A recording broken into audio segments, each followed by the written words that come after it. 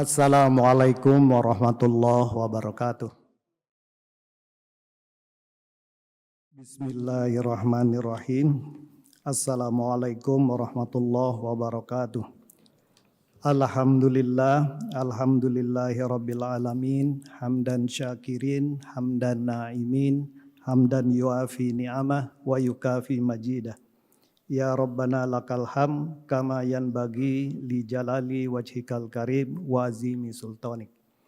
Asyhadu an la ilaha illallah wa asyhadu anna Muhammadan abduhu wa rasuluh. Allahumma salli ala Sayyidina Muhammad wa ala ali Sayyidina Muhammad fil awalina wal akhirin wa fil mala'il a'la ila yaumiddin. Amma ba'du. Jamaah sidang Jumat Masjid Salmat yang diridhai Allah Subhanahu wa taala. Pertama-tama marilah kita panjatkan puji syukur kehadirat Ilahi Robbi. Alhamdulillah kita hari ini sudah menyelesaikan siam Ramadan 22 hari ya. Dan ada saudara-saudara kita yang 23 hari. Semoga Gusti Allah memperkenankan kita semua dan keluarga menyelesaikan Ramadan kali ini dengan sebaik-baiknya. Amin, amin ya rabbal alamin. Dan memperkenankan kita untuk menemui sebanyak mungkin Ramadan di masa depan. Insya Allah. Amin, amin ya rabbal alamin. Marilah kita terus-menerus menyadari nikmat-nikmat Allah di sekeliling kita. Alhamdulillah kita bisa melaksanakan siam Ramadan dan juga melaksanakan ibadah sholat Jumat kali ini ya. Karena kadang-kadang banyak rahmat Allah yang sudah taken for granted ya. Kita tidak menyadari lagi bahwa itu rahmat dari Gusti Allah. Bahkan sejatinya kesulitan hidup, beban hidup, cobaan hidup sebenarnya itu adalah rahmat dari Gusti Allah ya. Gusti Allah ingin memperkuat pribadi jiwa kita dengan beban-beban kehidupan, cobaan-cobaan kehidupan.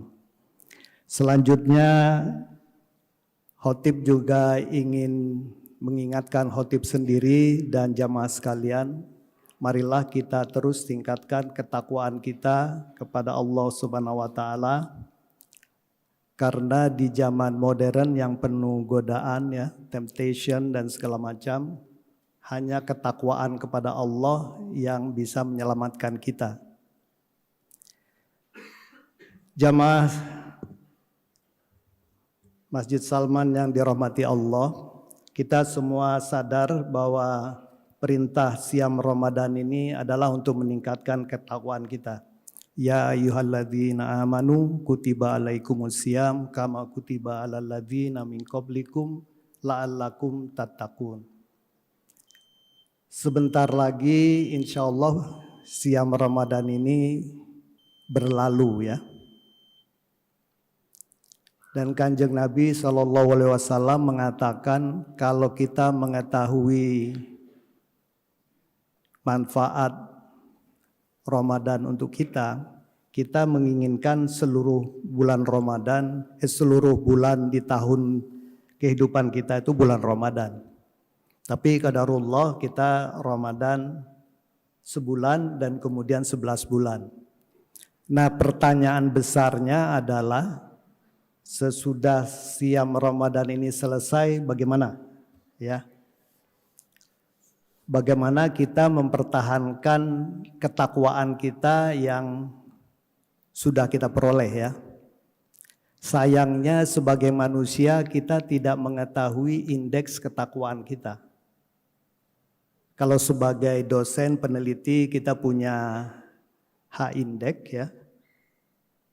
Di mana kita bisa memonitor kinerja akademik saintifik kita. Dan itu terbuka ya. Dan H-index ini naik terus ya. Apalagi semakin banyak jumlah paper kita tulis, banyak disitasi. Sitasi ini sebenarnya amal ya, amal jariah kita untuk komunitas akademik. Tetapi di dalam dunia spiritual keagamaan, kita tidak mengetahui indeks ketakwaan kita seperti apa. Khatib sudah berpuasa mungkin lebih dari 50 kali, tapi khatib tidak tahu plot tahun indeks ketakwaan khatib. Mungkin naik turun ya.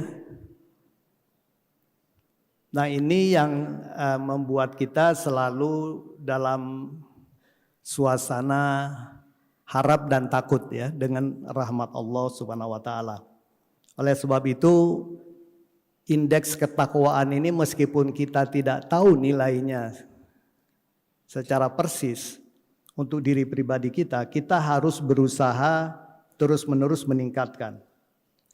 Karena di dalam Al-Quran Gusti Allah mengatakan inna akramakum indallahi atqakum. Ini Al-Hujurat ya ayat 13. Sesungguhnya yang paling mulia di antara kamu di sisi Allah adalah orang-orang yang paling bertakwa. Jadi yang paling mulia itu sebenarnya di sisi Allah yang indeks ketakwaannya menurut Allah itu paling tinggi ya. Nah cuma repotnya kita tidak tahu ini. Dan di dalam ayat Quran ini banyak sekali manfaat-manfaat baik duniawi maupun ukhrawi yang disampaikan Gusti Allah. Khatib ingin membacakan saja, ini ada beberapa ya. Misalnya barang siapa bertakwa kepada Allah, niscaya dia akan mengadakan baginya jalan keluar. Jadi jalan keluar dari kesulitan itu ketakwaan, itu manfaat duniawi. Dalam At-Talaq ayat berikutnya, dan memberinya rejeki dari arah yang tiada disangka-sangkanya. Jadi ketakwaan itu juga membuat rejeki datang secara tidak terduga. Kemudian dalam ayat berikutnya At-Talaq, dan barang siapa yang bertakwa kepada Allah, niscaya Allah akan menjadikan baginya kemudahan dalam urusannya. Kemudahan urusan. Jadi takwa dari Allah ini salah satu resepi sebenarnya ya. Bagi kita, mungkin bagi adik-adik juga kalau misalnya ingin lulus dengan baik dan segala macam, di samping belajar dan segala macam secara SOP-nya perguruan tinggi, jangan lupakan ketakwaan kepada Allah. Mungkin para dosen yang ingin naik jabatan, ingin meningkatkan H indeks dan segala macam, berusaha semaksimal mungkin sesuai SOP akademik keduniaan, tapi jangan lupa ketakwaan kepada Allah. Karena ketakwaan ini yang memberikan kemudahan urusan. Dan urusannya bukan hanya urusan ukhrawi, urusan dunia dan seterusnya. Kemudian dalam Al-Baqarah 282, dan bertakwalah kepada Allah, Allah akan mengajarmu. Jadi orang yang bertakwa akan diberikan ilmu yang bermanfaat oleh Gusti Allah. Mungkin ilmu laduni atau apapun ya. Walau alam ya, kita tidak tahu.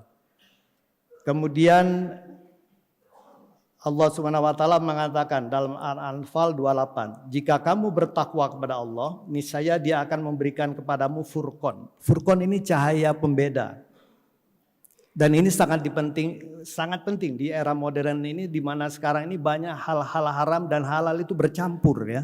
Kadang-kadang kita bingung, ini mana yang halal, mana yang haram ya.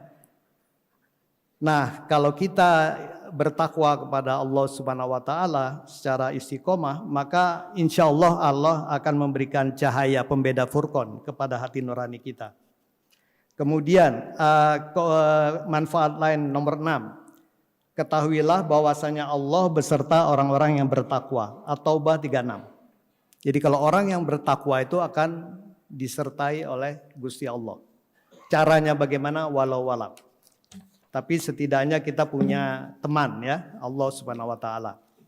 Dan sebaik-baik teman tentunya adalah Gusti Allah.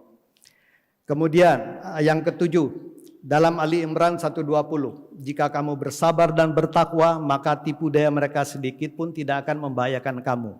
Jadi perlindungan dari musuh, dari orang-orang yang dengki, jahat dan seterusnya, selama kita insya Allah bertakwa kepada Allah, kita akan dilindungi. Kemudian, jikalau sekiranya penduduk negeri-negeri beriman dan bertakwa, pastilah kamu akan melimpahkan kepada mereka keberkahan dari langit dan bumi. Nah ini untuk level institusi semacam ITB ataupun level negara.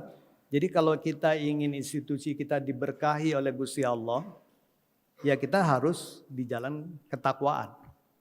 Tidak mungkin kita ingin maju modern yang sejati selamat dunia akhirat, tapi di jalan yang non takwa.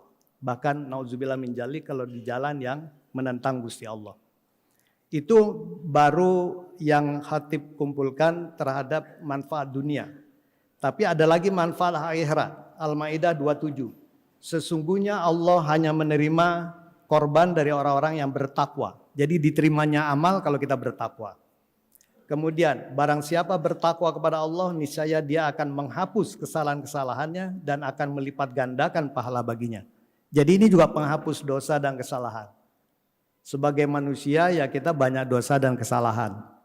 Salah satu cara yang paling ampuh resepinya ya kita bertakwa kepada Allah. Kemudian selamat dari azab neraka. Ini surat Maryam 72. Kemuliaan di sisi Allah, Al-Hujurat 13 seperti yang dikatakan di awal. Kemudian warisan surga, itulah surga yang akan kami wariskan kepada hamba-hambanya yang selalu bertakwa. Dan kemudian persaudaraan abadi di surga. Teman-teman akrab pada hari itu sebagiannya menjadi musuh bagi sebagian yang lain kecuali orang-orang yang bertakwa. Jadi sudah cukup dalil di dalam Quran bahwa ketakwaan itu bermanfaat baik di dunia maupun di akhirat. Kita sami'na wa ata'na saja. Nah sekarang bagaimana kita mempertahankan ketakwaan yang insya Allah mudah-mudahan indeks ketakwaan kita nih di bulan Ramadan sudah naik lah ya. Kalau bisa sesudah Ramadan jangan turun lagi. Kalau bisa tetap naik ataupun ya stabil lah. Tapi kalau bisa naik ya. Karena Kanjeng Nabi mengatakan kalau orang yang hari sekarangnya itu sama dengan hari sebelumnya itu sebenarnya orang yang merugi ya. Orang yang beruntung itu yang hari sekarang itu lebih baik daripada sebelumnya. Jadi ada continuous improvement. Dan itu ajaran Kanjeng Nabi SAW. Sebagian ulama mengatakan siam Ramadan ini semacam kawah candra di muka. Pendadaran di bulan ini. Pembuktiannya di 11 bulan kemudian. Nah tapi mungkin definisi takwa ini sendiri apa? Karena ini banyak alim ulama yang memberikan pengertian. Tapi kalau khatib sendiri lebih cocok dengan pengertian dari Imam Ahmad bin Hambal dan juga beberapa ulama yang lainnya. Jadi pengertian ketakwaan itu adalah mentaati segala perintah Allah dengan segala kesabaran dan keistiqomahan, menjauhi segala larangan Allah, dan ridho dengan segala takdirnya. Itu komponennya 3. Kalau kita ingin menjadi orang yang bertakwa, taati seluruh perintah Allah, jauhi seluruh larangannya, dan ridho dengan segala takdirnya. Nah kalau kita bawa ke siam Ramadan, Imam Al-Ghazali mengatakan siam itu Ramadan bisa dibagi 3 lah ya. Ada puasa orang awam, puasa syariat kalau menurut Syekh Abdul Qadir Al-Jailani. Ya ini yang kita lakukan biasa sejak kecil lah. Kita tidak makan, tidak minum, tidak berhubungan suami istri dari subuh sampai maghrib. Nah itu puasa orang awam. Nah di luar Ramadan kalau bisa ini kita teruskannya bagaimana? Teruskannya mungkin ya pertama Syawalan ya. Kemudian ibadah-ibadah sunnah perbanyak ya, Senin Kemis atau ada mungkin Daud atau apa ya. Nah kemudian ada puasa orang khusus. Jadi ada saudara-saudara kita yang selama siam Ramadan ini bisa mempuasakan panca inderanya untuk mentaati seluruh perintah Allah, menjauhi seluruh larangan Allah ya. Nah itu puasa orang-orang khusus. Nah kalau menurut Imam Al-Ghazali pasca Ramadan ini harus diteruskan. Jadi teruskan terus ini puasa panca indera kita dari berbuat hal-hal yang tidak diridhai Gusti Allah. Nah yang terakhir puasa orang khusus bil khusus. Ini puasa sebagian saudara-saudara kita yang sudah makomnya tinggi. Jadi tidak hanya mempuasakan tadi perintah syariat, tidak hanya anggota badannya, panca inderanya, tapi juga hati dan pikirannya dipuasakan dari hal-hal yang melanggar aturan Gusti Allah. Nah ini juga diminta dilanjutkan di luar Ramadan. Jamaah Masjid Salman yang diridhai Allah, pertanyaannya bagaimana meningkatkannya? Nah, khatib ingin mencoba merangkum sebagian pemikiran dari para alim ulama, walau walam bisawab, mungkin masih kurang lengkap. Tapi menurut sebagian ulama, jadi unsur ketakwaan tadi mentaati perintah Allah, menjauhi larangan, dan ridho dengan segala ketetapannya. Nah, ini harus ditingkatkan dengan meningkatkan 3 komponen juga, yaitu iman, ilmu, dan amal. Jadi keimanan kita juga harus ditingkatkan. Mungkin kalau sebelumnya Islam, ya kita ke level iman, iman ke level ihsan. Kemudian ilmu. Karena kalau semakin orang itu berilmu, dia akan semakin punya potensi untuk mengetahui sebanyak mungkin perintah Allah, sebanyak mungkin larangan Allah, dan lebih ridho, ya.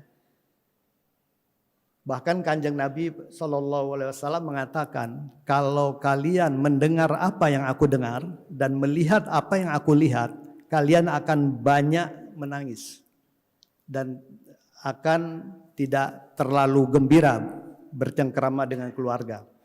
Tapi alhamdulillah rahmat Allah kita tidak melihat hal-hal itu justru malah, ya. Jadi semakin banyak orang berilmu, ilmunya semakin banyak, dia potensi untuk bertakwanya itu lebih tinggi. Oleh sebab itu di dalam Islam makom orang-orang yang beriman, berilmu itu tinggi, ya. Jadi jangan sampai ada notion, idea bahwa orang Islam itu meninggalkan ilmu. Tidak. Justru orang-orang Islam, Muslim diperintahkan untuk mencari ilmu. Menguasai sains dan teknologi, terlibat dalam proses-proses inovasi perkembangan iptek, ya. Karena itu ilmu itu di dalam ajaran Islam sesuatu yang sakral. Nabi Adam pun dimuliakan dengan ilmu, dia menyebutkan nama-nama yang malaikat tidak tahu, ya. Jadi ilmu ini posisinya tinggi. Jadi silahkan jamaah sekalian, hatib sekalian juga jangan meninggalkan ilmu. Tentunya ilmu ini ada ilmu-ilmu nakliyah, ada ilmu-ilmu qauliyah, ya, sains, teknologi sosial juga ilmu, ya. Jadi ilmu Allah itu jangan dipecah-pecah, ya. Ilmu Allah itu holistik, komprehensif, dan orang Islam masuk semua, ya. Dan kemudian tentunya amal, kita perbanyak amal, ya. Amal-amal tentunya yang wajib-wajib dulu, tapi yang sunnah-sunnah juga perbanyak. Tapi amal ini jangan hanya amal-amal yang sifatnya syariat saja, tapi amal-amal sosial, amal-amal politik, amal-amal organisasi, amal-amal ekonomi, amal-amal lingkungan, selama kita mencari keridhaan Allah di jalur ketakwaan, absah saja, ya. Jadi jangan sampai amal ibadah itu dipersempit, hanya ada di dalam masjid, musola, langgar, dan seterusnya. Kita diturunkan ke bumi ini manusia sebagai khalifatullah, khalifah Allah. Begitu khalifah mencakup seluruh aspek kehidupan. Nah, tetapi para alim ulama juga mengingatkan dalam rangka meningkatkan iman, ilmu, dan amal, orang-orang Islam ini hanya punya 4 katanya. Yang pertama sabar, kesabaran. Ya. Ya ayyuhalladzina amanusta'inu bisabri wassalah. Sabar ini penting. Hanya orang-orang yang bersabar, Gusti Allah mengatakan yang pahalanya akan diberikan tanpa batas. Karena perjuangan meningkatkan iman, mencari ilmu, dan beramal di zaman modern sekarang bukan sesuatu yang mudah. It's not a piece of cake, ya. Kita harus istiqomah, dan istiqomah menuntut kesabaran. Yang kedua, para alim ulama mengatakan jangan lupakan adab dan akhlak. Jadi kita berusaha meningkatkan iman, ilmu, amal, kita sabar, tapi akhlak jangan dilupakan. Adab nggak boleh dilupakan. Kita tetap harus punya akhlak dan adab yang baik. Kemudian yang ketiga, yang penting sekali, jangan lupakan hati yang bersih, qalbin salim. Karena Kanjeng Nabi mengatakan, kalau hati itu bersih, yang lainnya bersih semua, ya. Kita juga diminta berdoa setiap sholat, ya muqallibal qulub sabit qalbi ala dinik. Karena hati kita ini memang sering turun naik, iman turun naik, kita diminta selalu membersihkan iman. Dan para ahli hikmah mengatakan, Syaitan itu masuk ke dalam hati manusia, begitu hati itu tidak mengingat Allah. Oleh sebab itu yang keempat, menurut ahli hikmah, kita itu harus selalu online dengan Gusti Allah. Jadi kita sabar, kita berakhlak mulia, usahakan kita punya hati yang bersih. Pada saat yang sama kita online. Online ini penting, dan online itu bukan hanya untuk masalah duniawi saja. Kadang-kadang kita mungkin lagi pening memikirkan riset dan tugas-tugasnya, kita harus nulis paper Q1, top tiers. Kita sudah berusaha keras, tapi kita jangan lupakan online pada Allah. Ya Allah, bantulah aku. Engkau mengetahui kelemahan-kelemahan kita. Dan insya Allah nanti Gusti Allah itu akan memberikan jalan. Mungkin ada yang banyak tidak percaya, tapi kalau Hatib sendiri percaya. Laksanakan saja dan insya Allah nanti ada pertolongan dari Gusti Allah yang tidak terduga ya. Dan memang mengelola hati ini susah-susah gampang. Syekh Abdul Qadir Al-Jalani mengatakan di dalam diri manusia itu pertarungan 6 hasrat. Pertama hasrat nafsu. Setiap orang itu pasti punya nafsu. Ingin kaya, ingin jabatan, ingin cepat naik guru besar, ingin nulis paper dan seterusnya. Tapi ada hasrat syaitoniah. Nomor 2, setan ini biasa narik ke arah negatif. Hawa nafsu juga biasanya ke arah negatif. Kalau bahasa Indonesia nafsu itu biasa ke arah negatif ya. Tapi di dalam tubuh kita ini ada hasrat ruh juga. Kita kan intinya ini ruh ya. Kita manusia langit yang diberi wadah jasmani tinggal di bumi. Jadi khalifah Allah. Ada hasrat malaikat. Kita punya korin yang selalu membisikkan hal-hal baik. Kemudian kita punya akal, rasio. Kita sering melakukan justifikasi. Kalau rasio ini bisa justifikasinya mengikuti bisikan setan, bisa mengikuti bisikan hawa nafsu, bisa mengikuti bisikan malaikat. Akal kita akan menjustifikasi, oh ini secara aturan perundangan tidak salah. Ambil saja. Nanti kalau ragu-ragu, cuci uang, naik haji, naik umrah. Nauzubillah min zalik. Atau sumbang ke Masjid Salman dan seterusnya. Walau alam bisawab.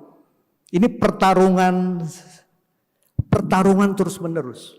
Bahkan di sirah para ulama, Imam Ahmad bin Hambal sampai beliau mau sakratul maut, itu setan terus mengganggu ya. Tapi untungnya beliau ulama besar yang dilindungi Gusti Allah. Jadi selalu ini pertarungan di sini. Oleh sebab itu kalau para alim ulama mengatakan tutup pintu-pintu setan. Kalau kita ingin ketakwaan kita naik. Pintu setan itu apa? Iri hati, dengki, kemudian dendam, cinta harta, kikir, ria, sombong, ujub, gurur ya. Itu pintu-pintu setan. Tutup. Memang nutupnya susah ini ya. Kemudian perbanyak amal hati. Sabar, ikhlas, suka menolong, dermawan dan segala macam. Dan jamaah sekalian terus terang ini pertarungan kita sehari-hari. Sampai insya Allah kita wafat, kita akan selalu bertarung dengan ini. Kita berusaha meningkatkan indeks ketakwaan kita, tapi syaitan ingin menarik indeks ketakwaan kita ke bawah. Kemudian kita digoda oleh hawa nafsu kita, justifikasi akal kita main semua ya. Dan satu-satunya yang bisa menolong Gusti Allah. Oleh sebab itu menurut para alim ulama, jangan offline dengan Gusti Allah, online. Mungkin kalau kita tidur saja kita ini, tapi setiap saat online dengan Gusti Allah. La ilaha illallah wahdahu la syarikalah, lahul mulku wa lahul hamdu wa huwa ala kulli syai'in qadir.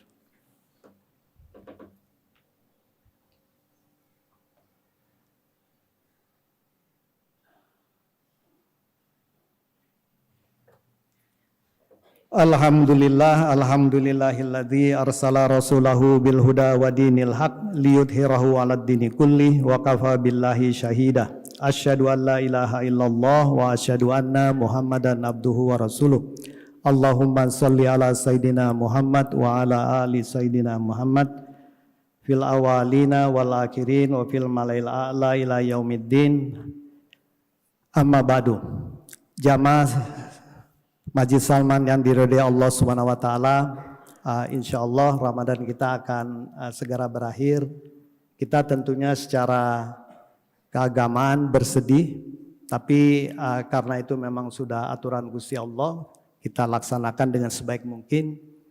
Dan Kanjeng Nabi memang di 10 hari terakhir itu memperbanyak kualitas, memperbanyak kuantitas dan kualitas ibadah saudara. Salah satunya dengan melakukan mabit di masjid ya untuk beribadah. Alhamdulillah yang itikaf di Majlis Salman juga banyak. Semoga saudara-saudara kita yang beritikaf dan jamaah semuanya mendapatkan rahmat dari doa Allah, dan semoga kita semua dianugerahi malam Lailatul Qadar ya. Walau alam kita tidak tahu ya. Kita hanya hamba Allah, kita banyak dosa ya, banyak kesalahan. Kita tidak tahu apakah kita akan dapat Lailatul Qadar apa tidak Ramadan kali ini. Tapi kita hanya berusaha saja, semoga Gusti Allah memperkenankan. Kalaupun kita tidak tahu ya kita terus berusaha di setiap Ramadan selanjutnya sampai kita dipanggil ya oleh Gusti Allah. Marilah kita berdoa kehadirat Allah Subhanahu wa taala, semoga kita semua dan keluarga diberkahi dan dirahmati oleh Allah Subhanahu wa taala. Amin amin ya rabbal alamin. Bismillahirrahmanirrahim. Allahumma ighfir lil mu'minina wal mu'minat wal muslimina wal muslimat al ahya'i minhum wal amwat birahmatika ya arhamar rahimin. Rabbana zalamna anfusana wa illam taghfir lana wa tarhamna lanakunanna minal khasirin. Rabbana la tuzigh qulubana ba'da id hadaitana wa hab lana min ladunka rahmah innaka antal wahhab. Rabbana atina fid dunya hasanah wa fil akhirati hasanah wa qina azabannar. Subhana rabbika rabbil izzati amma yasifun wa salamun alal mursalin walhamdulillahi rabbil alamin. Wassalamualaikum warahmatullahi wabarakatuh. Aqimussalah.